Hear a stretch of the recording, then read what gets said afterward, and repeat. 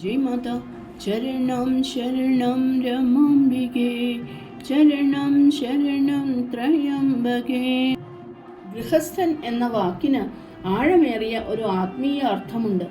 ഗൃഹത്തിൽ വസിക്കുന്നവൻ അല്ലെങ്കിൽ ഗൃഹത്തിൽ ഉറച്ചു നിൽക്കുന്നവൻ എന്നാണ് ഇതിനർത്ഥം. ആത്മീയ വീക്ഷണകോണിൽ ഗൃഹം എന്നത് ആത്മാവിനെയോ ദൈവിക സത്യത്തെയോ ഉള്ളിലെ സ്വർഗരാജ്യത്തെയോ ആണ് സൂചിപ്പിക്കുന്നത്.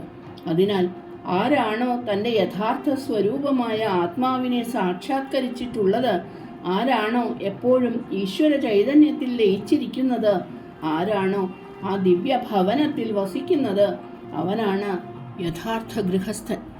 ദൈവാന്വേഷിയായ ഒരു കുടുംബനാഥനെ സംബന്ധിച്ചിടത്തോളം സ്വന്തം വീടിൻ്റെ സ്വകാര്യത തന്നെ ധ്യാനത്തിനുള്ള ഏകാന്തമായ അറയായി മാറുന്നു.